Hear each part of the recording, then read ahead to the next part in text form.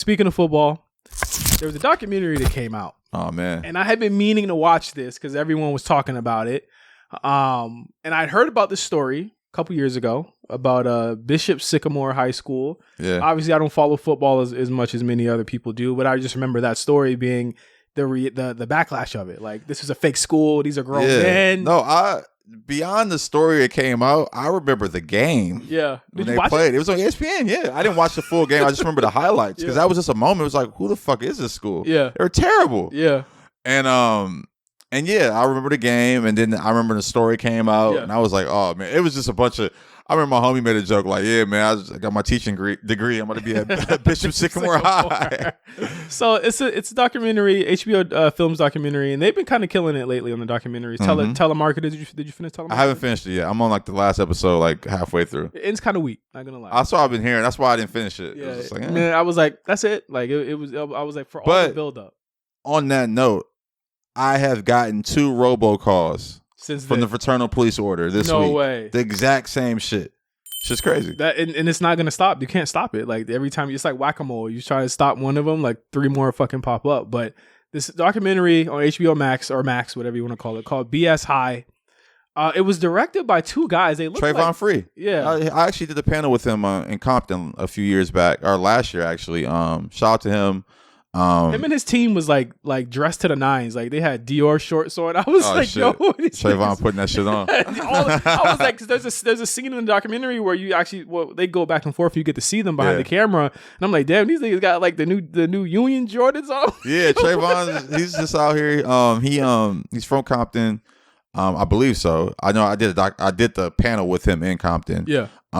They did the Jeremy Lin doc. Okay. And there was another one that they did. I can't remember right now, but he's been killing on the doc front. Just the production value on this one was amazing, and just how much they got into it. But it's the story of a guy named Roy Johnson from Ohio who managed to kind of skirt behind a lot of legalese in order to create his own school.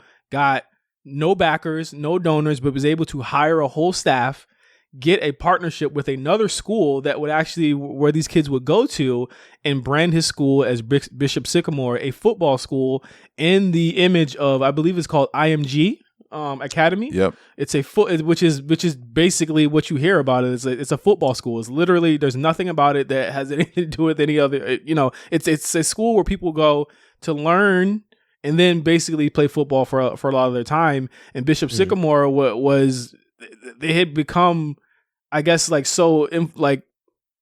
infamous that they eventually got a game on ESPN where they got blown out by IMG Academy like 58-0. Yeah, shit was terrible on live TV. 3 of their players got torn ACLs. One of their quarterback threw out his shoulder. Yeah, all of them got injured. I'm guessing because they weren't conditioning correctly, but they were also playing kids that were like 10 times bigger than them. And it's the story about how he did it. And when I tell you that I did not believe that this guy, Roy Johnson, was real, he's fucking real. And in this documentary, he's like, yo, like, it's almost like he's like one of those villains from a cartoon show. Nah, it's like, you know what it is? He's one of those villains from social media. Like, no, this is the thing, and this is the age we live in, and I'm glad light is being shown on this type of shit. You have these guys who read the 48 Laws of Power and investors and all this shit, and they kind of like have this persona. Like, one of the things that stuck out to me is when they first came on camera, he was like, oh yeah, how should I hold my hands to look like less like a con artist? Or like he's like, or he said he took a class or something, like just a body, like all these people who are so into body language and just how to be intimidating and have the upper hand and leverage. Just like, bro, you guys are frauds, and you guys are able to defraud millions of people because of your skill. Yeah. And he's just one of those guys that's just like, I see him every day on my timeline. He's trying to sell me ebooks. Like, and it's just like crypto. Yeah, crypto. I mean, sometimes crypto's good. Sometimes crypto's bad. Yeah, some crypto is good. I can tell you, I got a crypto tip for y'all right now, but I don't think y'all ready, honestly. Shit is going crazy. Got him. Let me check it real quick. Hey, Mark. Yeah, get me. We fucking got him. I got him. Got it. I got him. What you get? I got it. Got it early. Oh my God. Hey, But Roy Johnson, I mean, the rap sheet goes very far. I mean, he books hotels and doesn't pay them, leading to the kids getting, ejected out of the hotel. He put PPP loans in the names of these children, Crazy, which got him thousands and thousands of dollars, and these kids have to pay it back. I mean, it's just the list goes on. Like, and I would encourage anybody to watch this documentary. It's very in depth about what's going on, but also you get to talk to him, and he's saying all types of shit like, "I love it when a plan comes together," like laughing maniacally at the camera. Like, this motherfucker's crazy. How's he not in jail?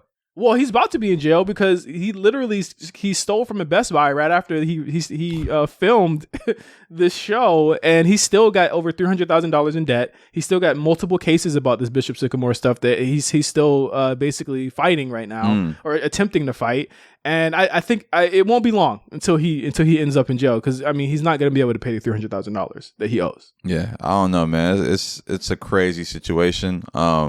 Shit, who knows if he goes to jail? I think Bomani Jones is in the documentary. He's featured quite prominently in it as one of the talking heads, and he says towards the end, he's like, Roy Johnson isn't the problem. He's a symptom of the real problem, and that's making money off of these kids is being one of them. But I think the one thing that stuck out to me was that he said Roy Johnson did this to his people, and people keep saying he did it to his people. How could he do that? And he says he did it because he could.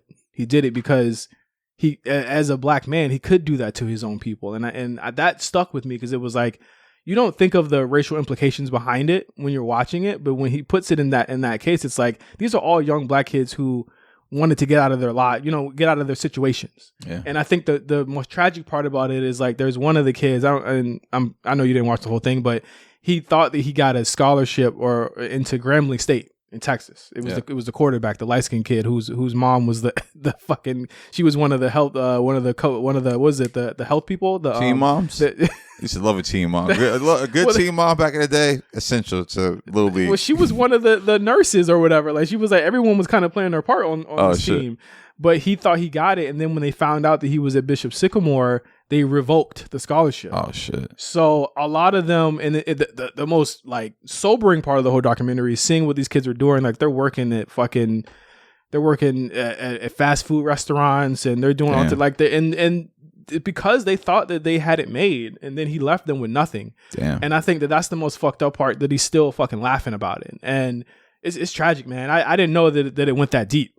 Yeah, no, I can't. I got to finish it. I started it, and it was, I mean, just watching it, I'm like, yo, this nigga's a wild, wild man. It's hard to watch. The racial implications, I didn't get to that part yet, but, that, to Bomani's point, it's like, yeah, we take advantage of each other all the time over nothing. Yeah. And, they don't know what his end game was. I think that was the question, too, on the documentary. It's like, we don't even know what he would have did if he would have succeeded. Like, if they beat IMG, what was his end game? Yeah, I mean, honestly, his end game was probably to start a school and be, one of these things that we see white institutions be. So I think, it's, he probably had good intentions going into it. And Josh, he had no good intentions going into it. I don't know. Maybe he did. Honestly, maybe he did. Maybe he wanted to start a school. Maybe, like, I can't say that exactly. But he just did it all the wrong way, and it sucks. And he says that he did it because he's an insecure person. That's tough. He said he's insecure, but he's resourceful. And he said those are the two worst things to ever be. And then he laughs after that. I mean, again, being I don't he's even know. Crazy. Yeah, I guess he's just crazy. He's crazy. Yeah, I can't even really explain that.